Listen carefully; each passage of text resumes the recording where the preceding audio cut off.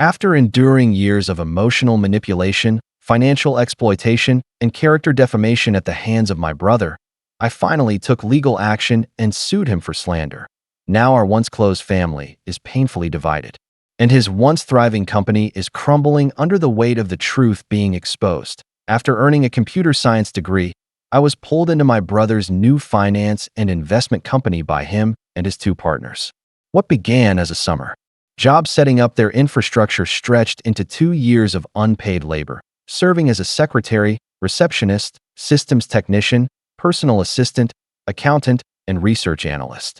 Over those 2 years, I received a mere $7,000 to $8,000 in total. When I decided to leave for grad school, they reacted with anger that I wouldn't stay. Upon completing my graduate studies and including their company on my resume, they actively sabotaged my job prospects. They denied my employment, claiming I was merely trying to leverage my brother's name.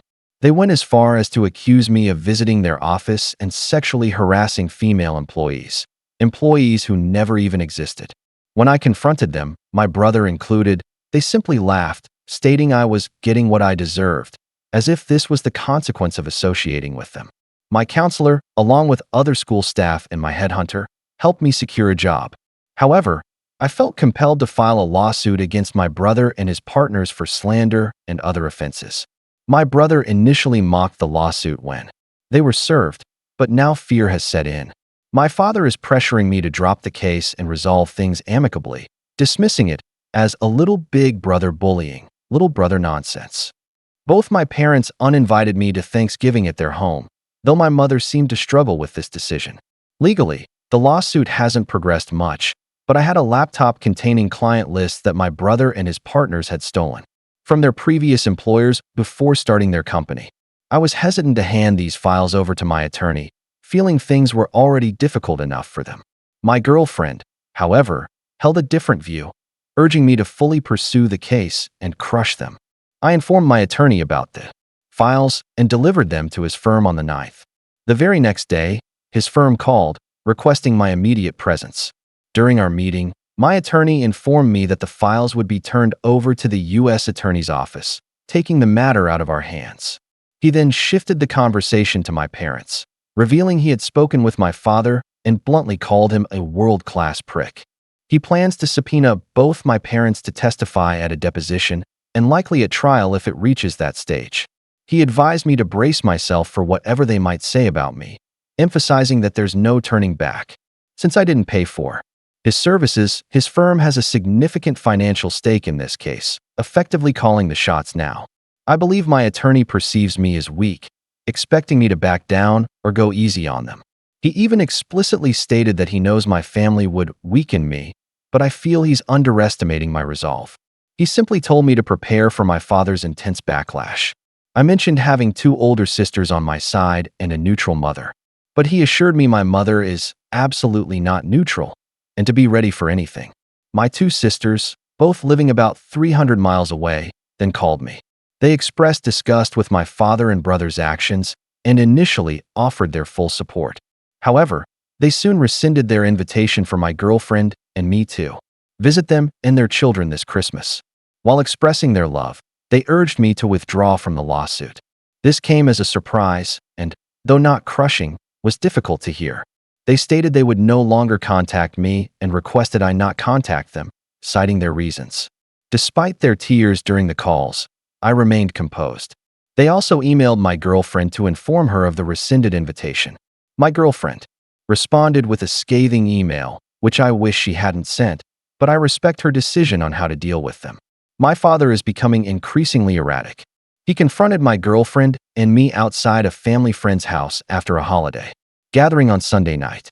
The discussion grew heated, and I said some things that likely crossed a line, nearly bringing him to tears. His eyes welled up as he tried to hold back. My girlfriend then interjected, lambasting him just as she had my sisters. She's clearly on a rampage. My mother remained in my dad's truck, observing, though I don't believe she could hear anything. For now, there's nothing new happening. One other development. My attorney informed me that my brother and his partners have already shut down their business. They went under. They've submitted confusing and contradictory responses to our lawsuit, which puzzles me as my brother is. typically more astute. They've since changed attorneys, retaining a reputable firm. The new attorney's first action was to inquire about a settlement.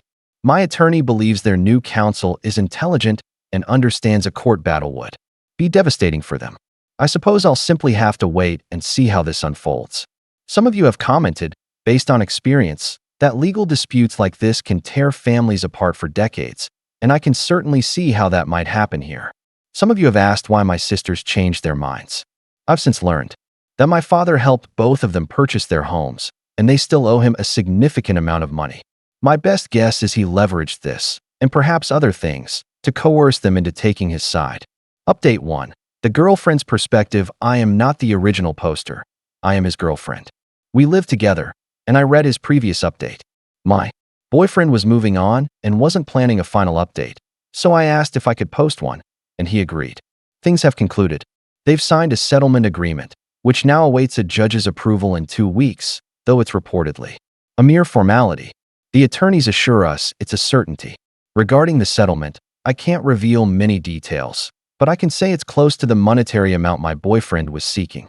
Their houses, which they transferred to their wives' names, are now in the process of being sold to cover the settlement. The agreement also includes a written apology and a complete admission of guilt from all 3 defendants. Furthermore, they must write apology letters and retractions to all the employers who refused to hire my boyfriend due to their slander.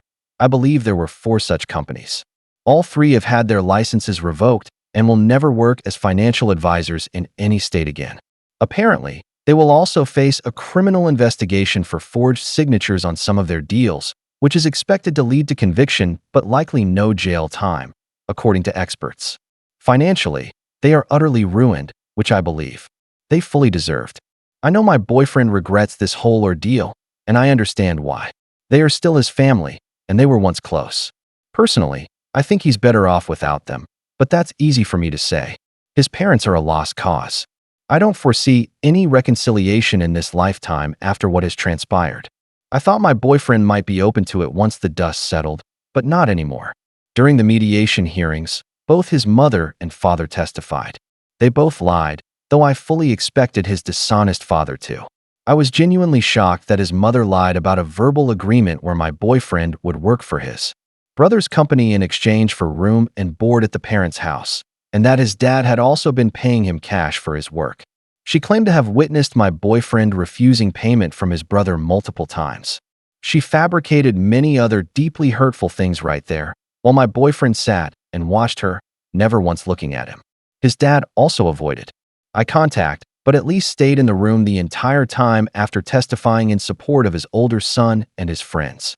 His mother left the room, crying after her testimony. While I wasn't surprised she testified, I was utterly appalled by the terrible things she said about my boyfriend. She will undoubtedly regret what she did to her son. It was such an awful, revolting, and repulsive act. What she did to her youngest son is inexcusable. I was beyond disgusted by her actions. She truly has no idea how much damage she inflicted upon him. I doubt he'll ever get over it, and I doubt he'll ever want to see her again. Not to rant about the mother, but she lied and said disgusting things about her youngest son, who is the only good son she has. He's the only one who doesn't owe his dad anything. The only one with compassion and high morals. The only one who constantly worried about her and stayed in touch. She messed up in the most disgusting way. How could she do that? He was there for her more than her other 3 kids combined. All for a lawsuit she had to know they were going to lose. Her testimony did absolutely nothing to help their case. She testified for absolutely no reason.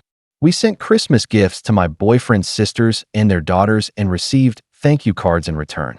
They haven't contacted my boyfriend since, but I've received a couple of hello emails from one of them. She never mentions my boyfriend or the family problems, just says hello and asks how I'm doing. I simply reply that we are both well and hope they are doing well too. I'm unsure where this will lead, but it feels like a small step on what will likely be a long journey before they are allowed by their father to reconcile with their brother, or until they gather the courage to do so without their dad's blessing. I think they are both too embarrassed to contact my boyfriend directly, but I sense they're trying to find a way that will eventually lead them to him. I believe they just need to reach out to him, but that's not my decision. I constantly view this from my own perspective, and my family is incredibly close, so it's difficult to witness what's happening with his family. I just think, what the hell? Why do you do this to each other? But that's simply how it is. To be clear, I realized very early on that my boyfriend's parents were toxic. Initially, I just wanted him to cut all ties with them. The way they sided with the older brother, knowing how he tried to destroy his own younger brother's career, spoke volumes. I wished back then that my boyfriend would just disown them, but I knew that was unrealistic at the time. I recognized my emotions were running high and I backed off when I saw how stressed my boyfriend was. But things escalated, and now I believe my boyfriend's mother has dealt a death blow to any chance of reconciliation. I'm not just saying that because I'm against it. I am not for it, and I'm disgusted with her, but I've seen the damage she did up close. I'm afraid he may never forgive her. She just went overboard in such a horrible way. I've been discussing this with my dad throughout, and everything has unfolded exactly as he predicted. Everyone involved is devastated. It's as if a bomb went off, and everyone was affected. The husband's secret life. A marriage undone. My 35-year-old husband's intense involvement with Freemasonry is tearing apart our marriage and his life, and I'm struggling to make him see it. Hi there. I'm a longtime reader but a first-time poster. For about 6 years now, my husband has been a Freemason, and I've always supported him. My grandfather was a Freemason, so it's not a new concept to me, and I don't subscribe to any of the online conspiracy theories. However, I'm starting to think it might not be beneficial for him. My grandpa always said, family, work, masonry. But with my husband, it's more like masonry, masonry, masonry, then family, then work, then masonry again. He attends lodge almost every night. For context, my grandpa would go a couple of times a month, and my husband is only a fellowcraft, meaning he's not even involved in the additional organizations like the Scottish Rite or Shriners. I genuinely don't know how he maintains the stamina for it. I'm part of an improv theater club, and every other week is sometimes more than enough for me. Sometimes he's gone for hours, other times just an hour or less.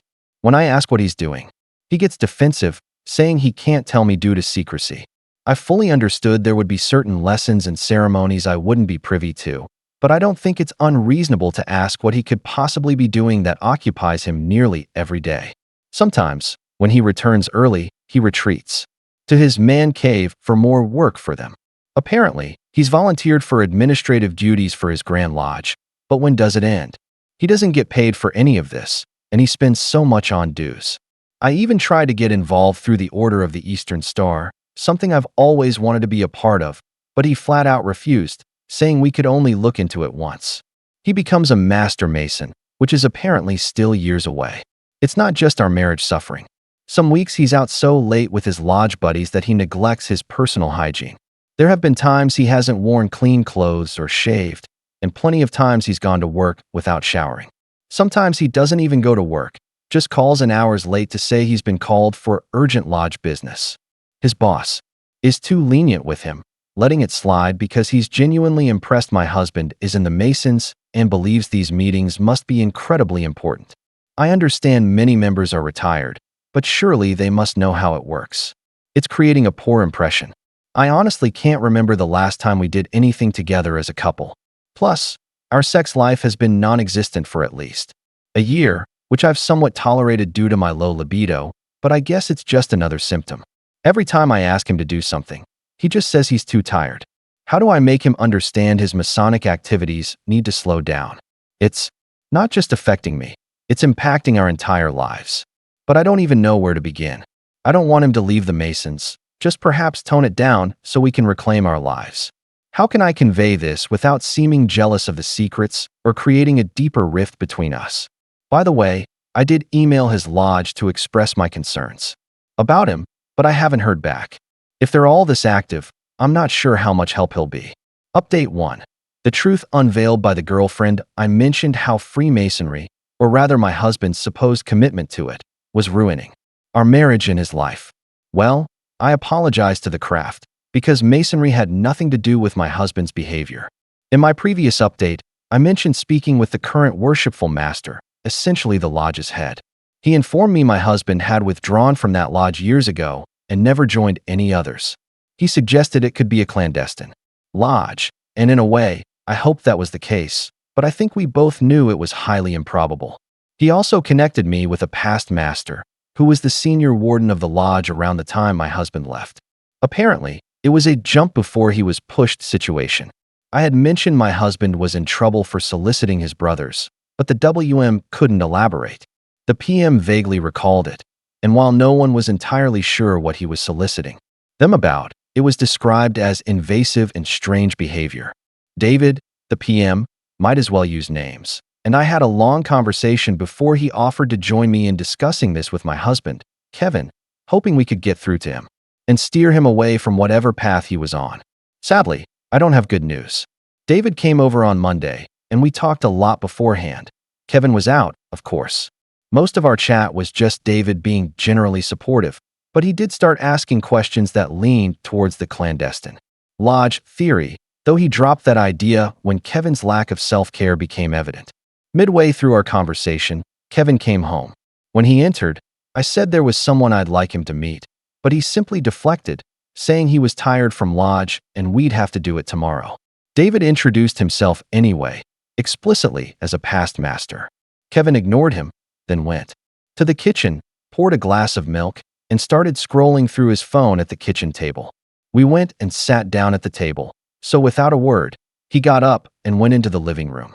We followed him there, where David stated, "We know you're not attending lodge because I was the senior warden when you left." Kevin let out a strange laugh and said, "So it's a crime to move lodges then?" David replied that no other lodge in the area had taken him on.